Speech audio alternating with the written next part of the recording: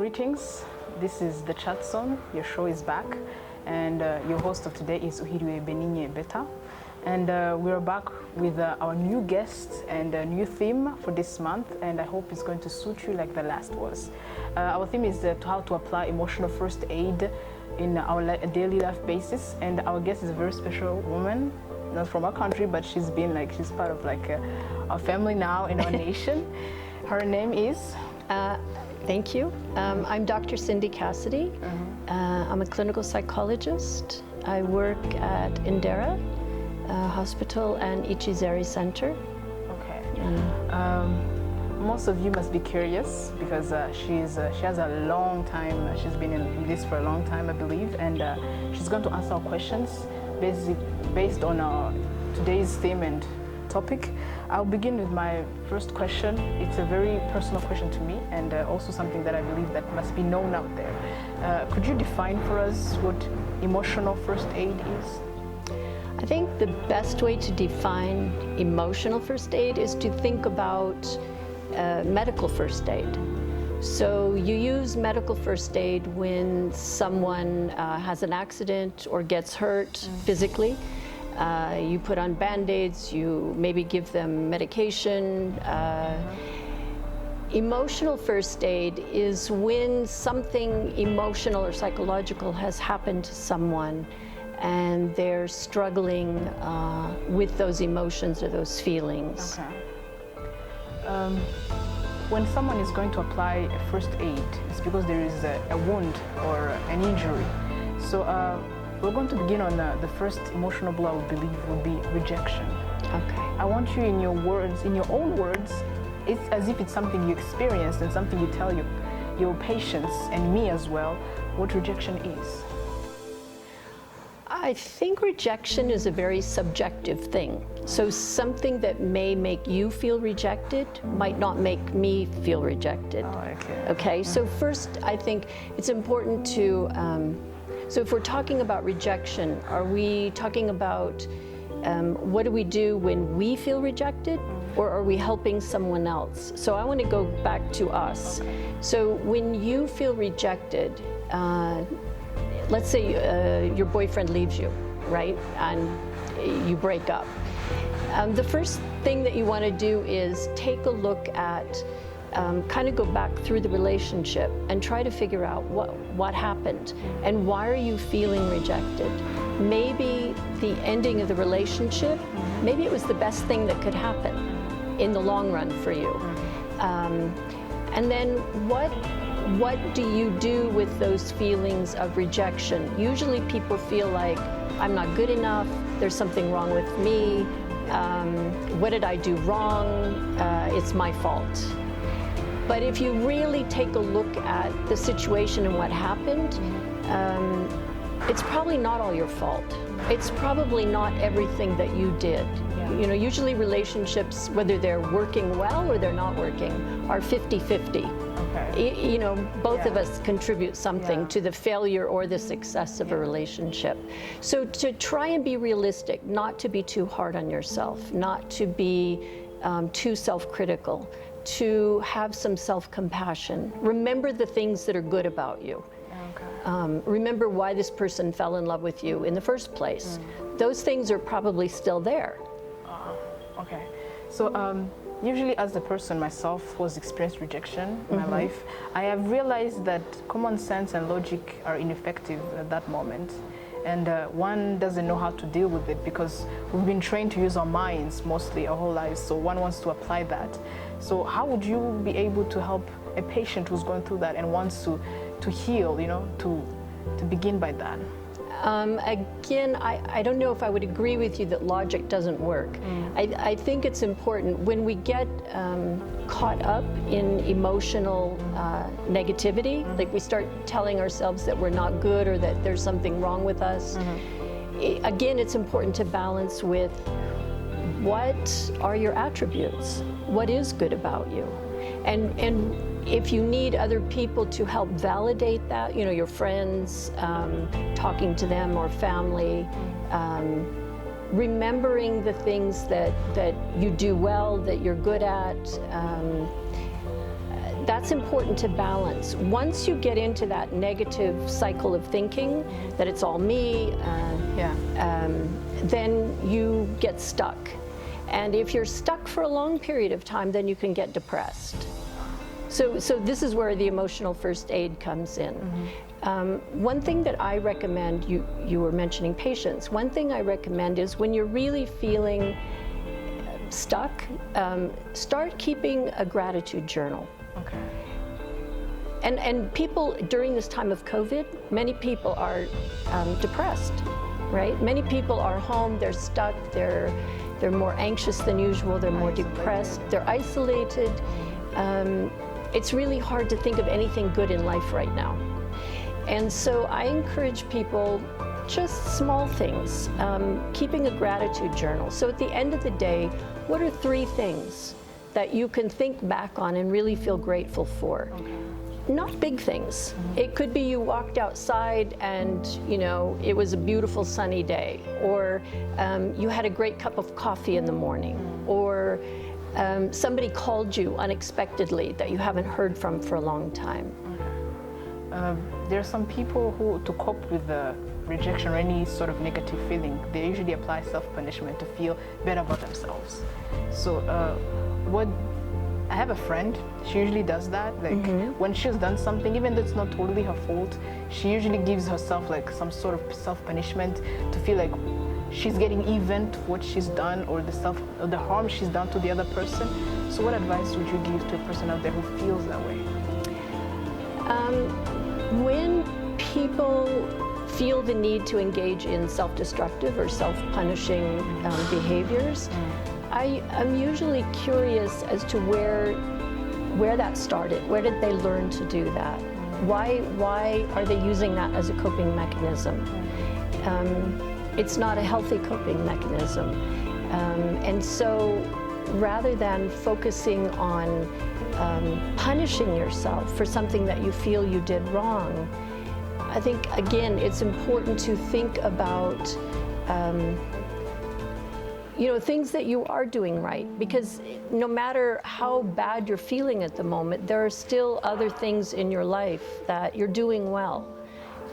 So for example, if, during this time, many people lost their jobs, and it's really easy to get into the, well, yeah, I got fired because they don't like me, I'm not doing a good job, you feel rejected. But again, it offers you an opportunity for something new to come into your life. You know the saying, when one door closes, another opens. And so I know it's hard, but that's something to really keep in mind, especially when you feel a sense of loss. Okay. You mentioned the example of having a boyfriend. Yeah. I have been in a relationship where I was, how do I say, dumped maybe? Or maybe the guy went his separate way and I went mine. And it left me with this idea that I'm not good enough. And it kind of impacted my self-esteem. So as a woman, and I'm sure there are women out there who feel the same, what would you tell us? Because I have been in this phase of my life where no dating. Absolutely. Because you don't want to date? No, well, mostly because I don't want to go through the same thing all over again. So you're avoiding this happening again? Yeah, I'm avoiding it. But eventually, I am growing old, so eventually I will need to face that eventually. I will have to get married someday or something like that. So what would you tell me about that? Okay. It's interesting. So the question I would ask you is, okay, so you got dumped. Yeah. And that hurts, doesn't feel good. Yeah. But think back to the beginning of the relationship. Why was he interested in you? What was attractive about you then, right? Why did he get involved in the relationship with you? And I don't know the answer to that, but let's say it's because you're fun, because you're intelligent, because you enjoy having a good time, you're a good cook, I don't know. I don't know what the reasons are, but chances are really good that all of those reasons are still there, that you are still the same person. So maybe the situation changed, maybe the two of you don't have good communication skills. Maybe circumstances got in the way. Maybe he met someone else. Yeah. But that's another thing. You can't really compare yourself to other people. It's really destructive. And I know it happens a lot in this society and also in America. Women tend to compare themselves to other women a lot. A lot. A lot, yeah. And so that's when it can get really self-destructive because you feel like you're not measuring up. But again, I would say, okay, so you started the relationship. There was obviously some attraction there. Focus on that part rather than the getting dumped. The other thing is it gives you an opportunity to look at the relationship and see what happened. Maybe the two of you don't communicate in a healthy way. Maybe you tend to keep a lot of feelings inside and you expect him to know how you're feeling, and when he doesn't know, you explode. Okay. And you get angry and push away. Could be many things, but it gives you a time to learn from that relationship that didn't work so that it prepares you for finding a healthier relationship. Okay. But there's a time where mostly, let's say a woman goes in a relationship, I don't know why we're talking about relationships, but it's in a relationship where one sometimes encounters negative and positive feelings. It's in that area where things are exposed. So I guess I'll give that example. When a man and a woman are in a relationship and the woman gives her best, like she gives it all for the relationship, and the man does, but inevitably they kind of like break up. And you gave your best, you gave it all. Does that mean there's something that lacked, or maybe you did, but you guys weren't compatible or something? And the rejection would bring you back to thinking, maybe I didn't give my best, but you did. You maybe the best way you could. And the only person you have control over is yourself. Yeah. You can't control other people and how they are in a relationship.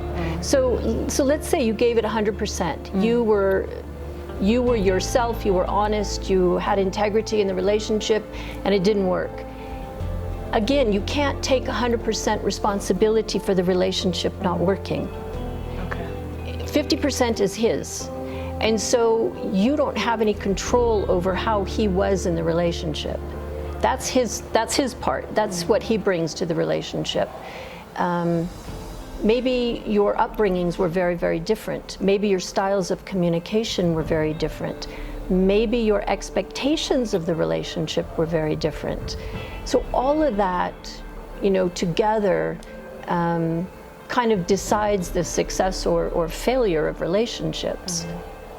So usually in times like those, to cope with something, whether one blames the other or blames himself, but do you say that the two of them shouldn't be applied, or should you blame yourself or blame the other? I don't like blame. Okay. In general. But it's a I word don't that like is in the blaming. dictionaries. I know, but I don't like it because I think that there's a way to accept responsibility without self-blame or without blaming other people. So blame infers that someone intentionally did something wrong or bad or whatever. And I think that when people get involved, let's go back to the relationship. When you start a relationship, you're both trying your best most of the time. And so, because people are so different, if you don't have good communication, if you don't have a sense of kind of the same purpose in the relationship, working toward the same goals in the relationship, yeah, you could blame the other person for it not working, or you could blame yourself, but is that really constructive? So I think rather than blaming, go beyond that. Go beyond the blame and think about, what could I have done differently in this relationship? What am I looking for that I didn't find in this relationship? So let's say you're with a guy who likes to hang out with his friends a lot and drink every night, right? And he gets back at 1 or 2 in the morning and he's too tired to do anything the next day with you, and you feel like you don't get enough time in the relationship. So the next time you're looking for a relationship, that's probably going to be something that's important, you know, on your checklist of these are qualities in someone that are important to me. Would you say that rejection is inevitable in one's life? Yes. So it's bound to happen, like Absolutely. whether you like it or not in the whole course of Whether your you life. want it, you don't want it, you like it, you don't like it, and I don't know anyone who likes rejection. No one likes it, but it But it's inevitable, and sometimes when you feel rejected, the other person may have no idea that they are behaving in a way that makes you feel rejected. So sometimes we perceive rejection when it's not intended. And so then the question is, what do you do with it?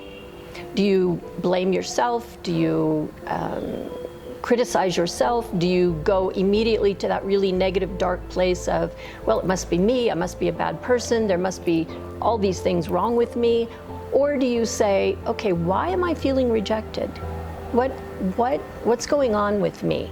And this is emotional first aid for yourself, right? Going back and really examining yourself. Why am I reacting this way? Okay, maybe this reminds me of the time when, you know, I felt like my mother's favorite child was my older sister, and I felt rejected most of the time. So you need to kind of take a look at your past and kind of how does that tie in with feelings that you had maybe growing up. Okay. So my last question on this rejection thing, it would be, most people, they have like, usually I have realized that rejection doesn't hit hard when you have low expectation on something.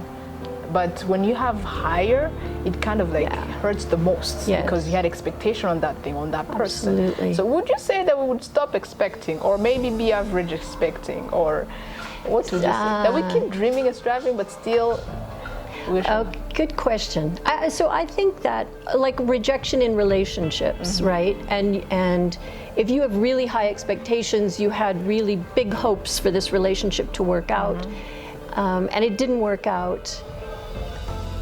Are you able to leave yourself open to loving again? Are you able to take that risk with someone new again? Okay. And it's scary. Yeah, very. But I think that if you really want to have joy in your life, you also have to be willing to get hurt again. So that's the thing. That's my advice. Your advice. Yeah, because if you build barriers, if you protect yourself, you're going to be very well protected, but are you going to be happy? Are you going to have joy in your life? Okay. Okay, so my next point will be on guilt. It's a very strong feeling, one that everyone feels not once, every time in their lives. So what in your words, as a human being, as a person, would you define guilt? I'll define guilt for myself. Okay, so guilt for me is like having my mother in my head telling me when I did something wrong. Okay. It's like carrying my mom around with me, right? And guilt can be healthy or it can be unhealthy. Healthy guilt is when we do something wrong, we need to take a look at ourselves. We need to apologize. Remorse. Like remorse, we need to have remorse. But you also don't need to beat yourself up either. So there's a fine line between being sorry, genuinely sorry, wanting to make amends, having remorse, and then saying to yourself, I'm the most stupid, bad, horrible, awful person there is. And then you self-punish, or you cut, or you take an overdose, or you get into alcohol. So there's a line between healthy guilt and unhealthy guilt. With a person feeling guilt, usually he encounters people who blame him for that very thing every day maybe, or every single week. So what would you tell that person? I mean, he has emotions. He will be eventually feel remorse. No, not remorse, guilt. Because every time someone reminds you of that thing, the feeling comes back. So, guilt about what? About, let's say, you said about mother. Let's say I'm not being, let's say I did something that compromised about my mother. Let's say I insulted her involuntarily without me wanting it. And I insult her maybe, let's say in a public place. There's a story I read of this daughter who ran over her mother by a car. It was an accident on her foot. It became a big thing. It was in this novel. It was an Italian family, like pure Italian. So she ran over her mother by accident, like the tire of the car ran over her foot, and she blamed herself, and the mother blamed her for like months and weeks. So would you, because guilt involves the one you harmed and the one who was harmed. Right. So what would you tell those two people to be able to get over it and move on? I'm not sure that maintaining guilt has a benefit for anybody.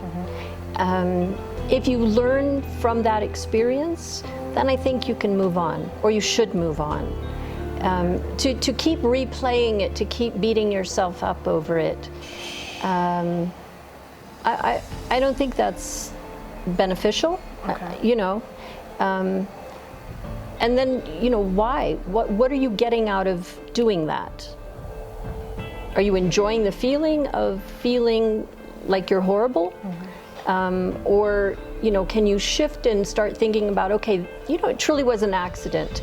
I apologized, I did what I could to make amends, and, you know, I'm gonna move on. Okay.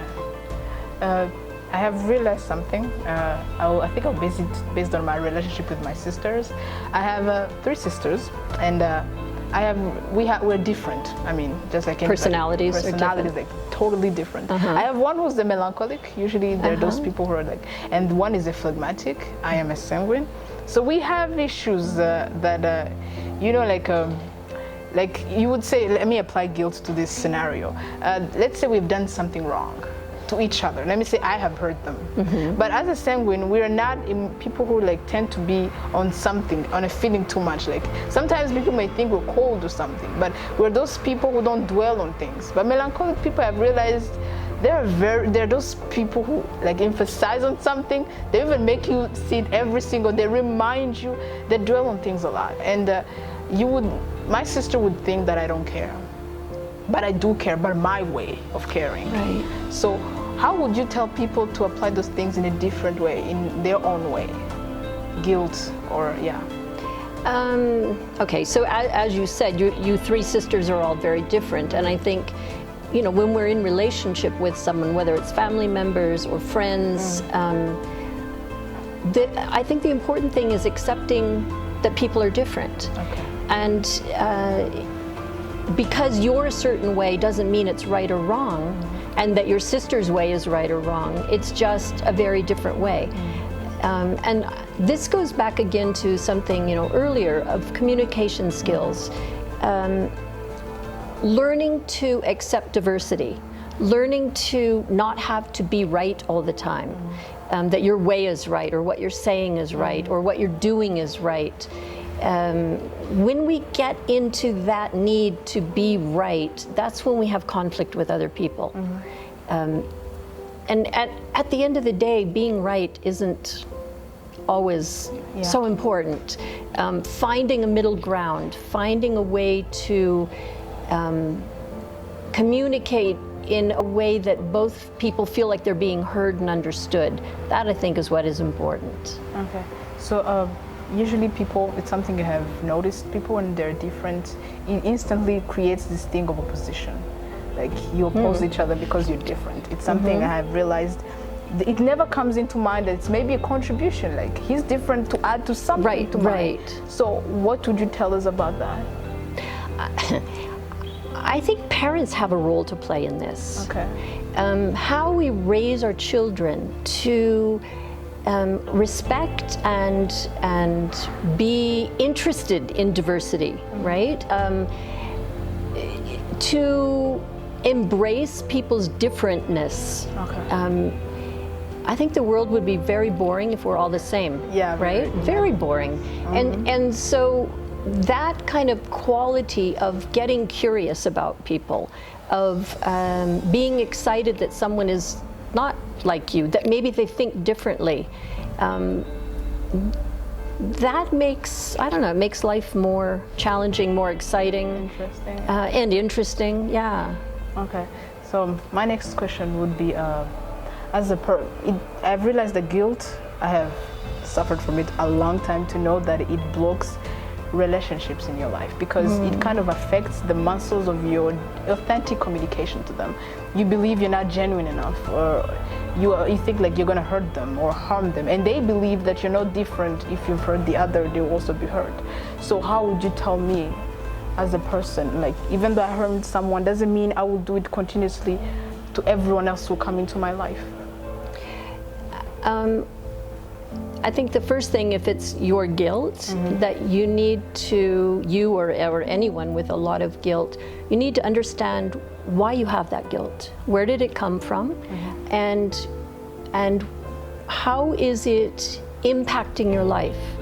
Are there advantages to that guilt, or are there mostly disadvantages? Okay. And then, you know, it's like an unwanted guest, right? They stay in your house for months and they don't leave. And they're taking up space and they're eating your food, and they leave the water on and they leave the lights on. And they're just there really invading your space, and that's guilt. Okay. And so how do you nicely get your guest to want to leave? Yeah, how do you get them out the front door? Okay. And that's guilt. How do you get rid of it so that you realize, I really don't need this anymore. I don't need to carry this around with me anymore. Because I think we can get rid of our guilt. You actually believe that? Absolutely, I believe it. But you have to understand why you have it. Okay. Where did it come from? So sometimes if you have parents that are very critical, very negative in their approach to you, so they only see the negative things about you and what you do, and they're constantly criticizing you or punishing you for what you did or didn't do. But they fail to see all the good things about you. They fail to tell you, you know, wow, you're amazing. We're so proud of you. We're so happy you're our daughter. You're doing so well in school. You make such great decisions.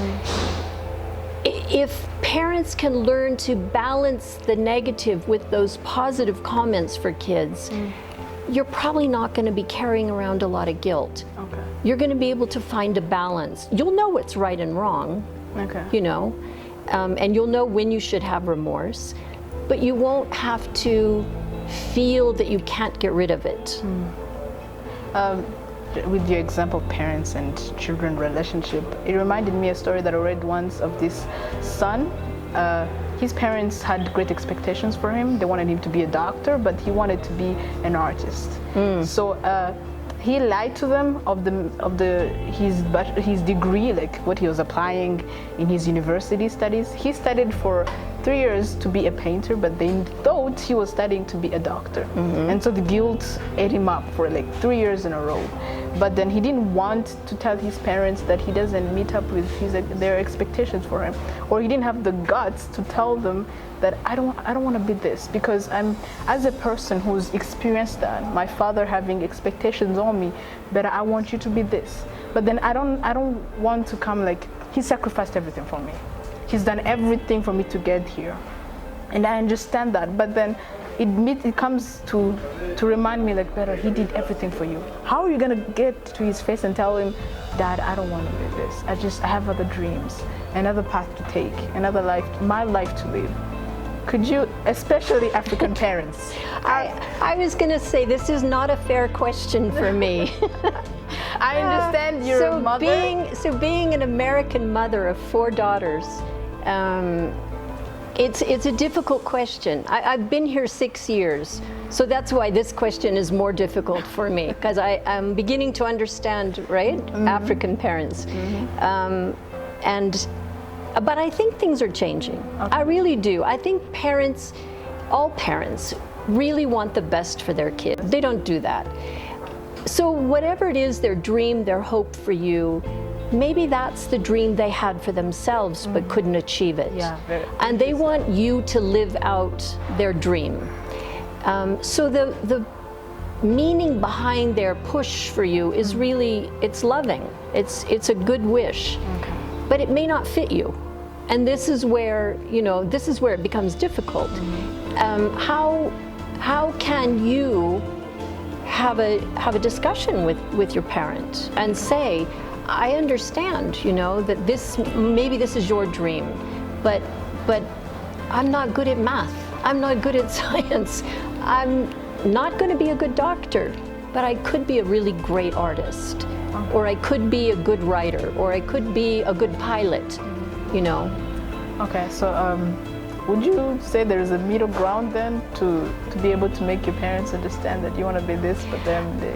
Yeah, I would hope there's middle ground. Okay. I don't think there's middle ground with all parents, but I think there's middle ground with most parents. Okay. Because I believe that parents have the child's best interest in mind. And so if you can find a way to talk with your parents in a way that they understand that you know, maybe this is their dream and it's not the right dream for you. What if it becomes, for a parent, I've noticed that it's I think we had a neighbor back then when I was like a child, and I had a friend, his father had a very obsessive want for his son to become what he couldn't be. What if it's an obsessive thing now, like a chronic thing now? You can't just say to a parent who's like, there are parents who are different. There are those that could be understanding, those that could compromise, but those that could absolutely not accept. So, I mean, again, it goes back to the individual. So maybe this person can, you know, go to school and become what it is that the parents want. But maybe on the side, he can pursue his own talents and interests. Would you say that you want, because you want to protect your relationship with your father, but also on the side, keep being yourself and... Right. Okay. So our next topic would be on failure. I've said on these three because they're most of the three things that people go through most, and they're more hard to get on, more hard to move on. And failure would be, would you define failure for us? Again, I'll define failure on how I see failure. Failure for me, if I feel like I fail at something, it's something that I wanted to do or I wanted to accomplish and I didn't. Then I have to ask myself, okay, why didn't I succeed? Was it me not putting in enough effort? Or was it a circumstance that was beyond my control? If it's something that happened beyond my control, I no longer feel like a failure. I'm disappointed. I'm really disappointed, but it's not, the failure is not on me. I couldn't control the situation.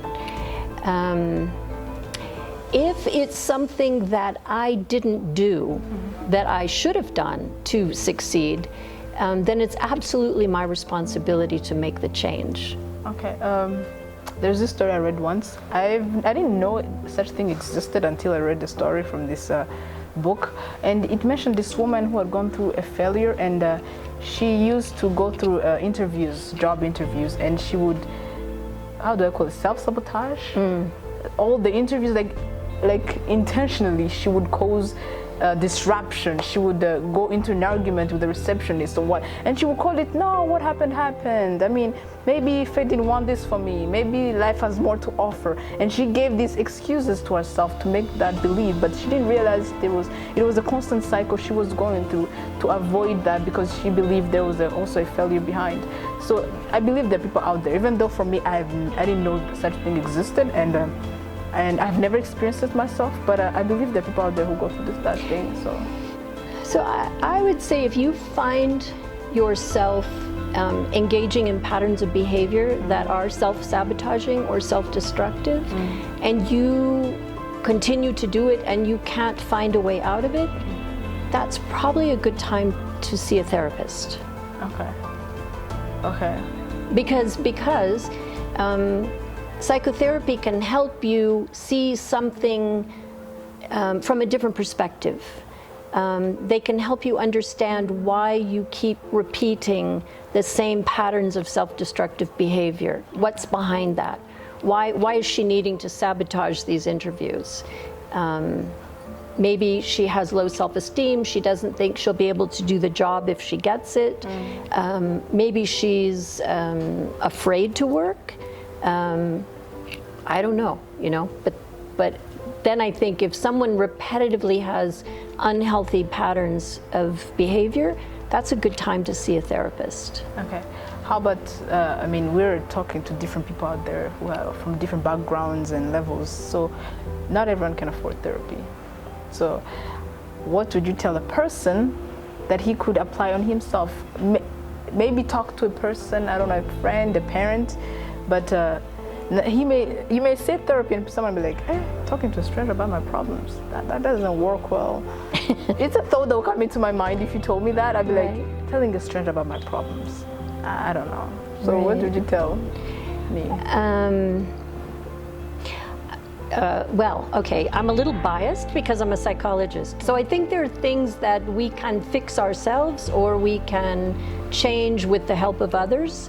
And then I think that there are problems that you really do need professional help with. Okay. So for example, and I'll equate it to medical, if you're having chest pain, you can try to relax, you can try to de-stress, you can try to do other things that you think might help. But that chest pain may be actually that you're having a heart attack. So you really need to go to a doctor. You need to go to a professional. Same thing for mental health issues. If you can't afford it, we have Indera.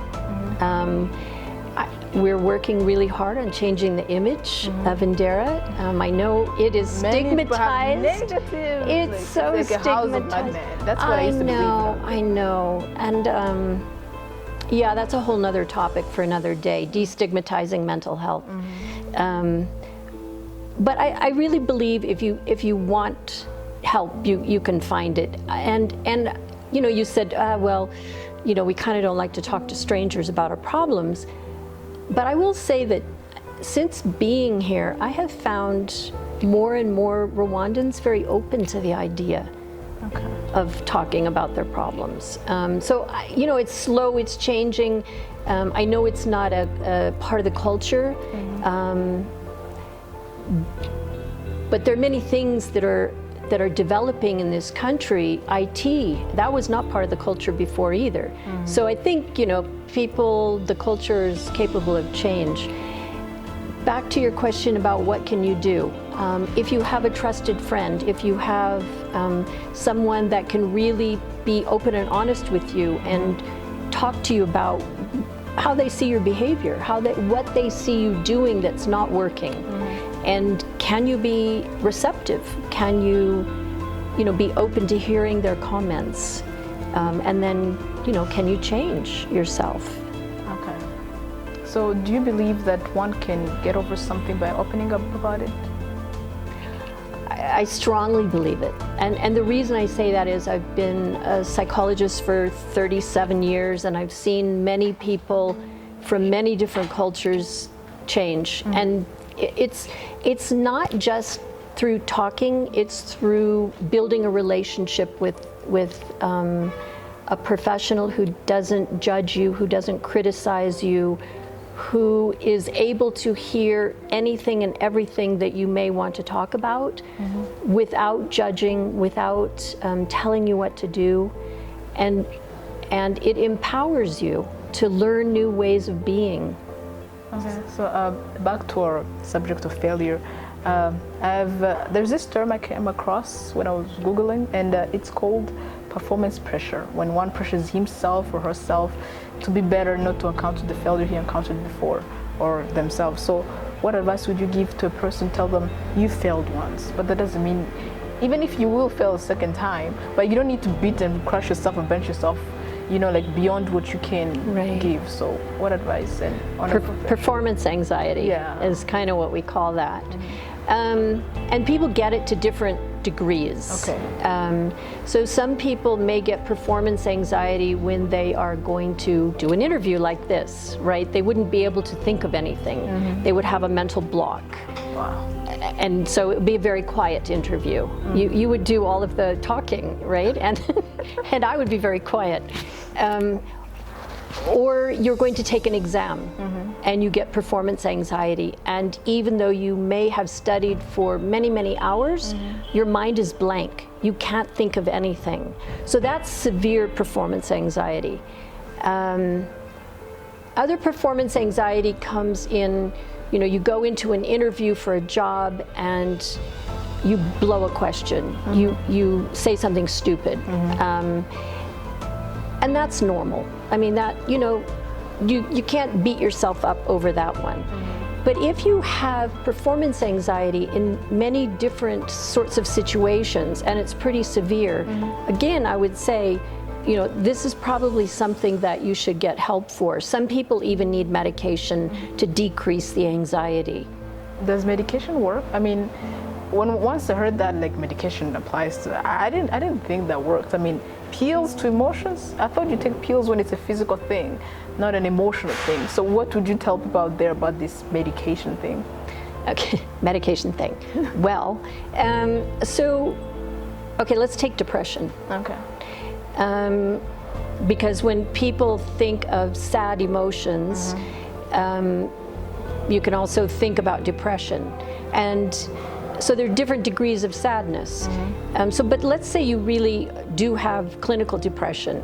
In that case, the neurochemicals in your brain are not balanced. So you need medication to help you get back on track.